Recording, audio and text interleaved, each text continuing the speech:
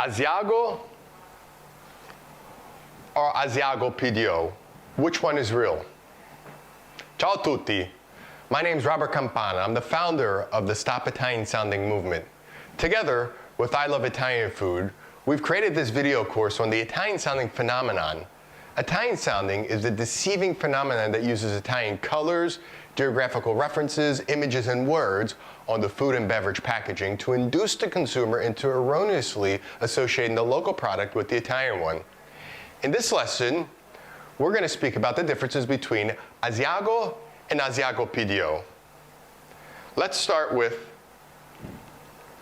this cheese right over here, Asiago, Italian sounding. How could we tell? By analyzing the packaging, we see at the top both the Italian and the American flag, and the writings in Italian and in English. So right from the bat, we start off with the confusion from the consumer's point of view, because they see the Italian language.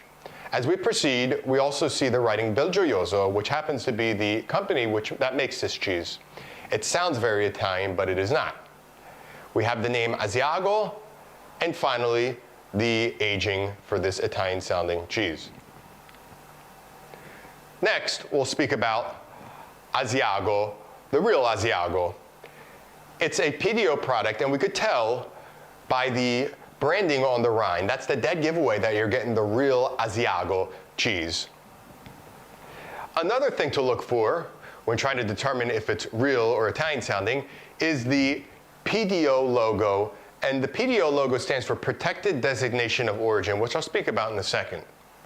Asiago comes in two forms. Asiago comes in Asiago fresco, which means fresh, or Asiago stagionato, which means aged.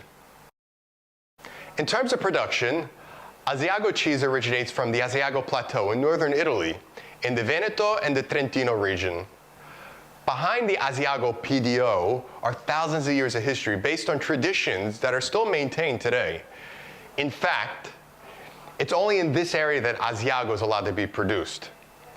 On the other hand, Italian-sounding Asiago cannot be produced in this area. Italian-sounding Asiago could be produced anywhere in the world, thus having a major impact on its taste. In terms of ingredients, Asiago PDO could only be made with milk, salt, and rennet. The key to all this is that Asiago has a PDO status, which means that it could only come from Vicenza, Trento, and a part of Padova and Treviso, while respecting the very strict regulations set forth by the European Union. On the other hand, Italian-sounding includes ingredients that are not too regulated, and of course do not pertain to this geographical area that I just mentioned. That has a huge impact on the taste and the nutritional value as well.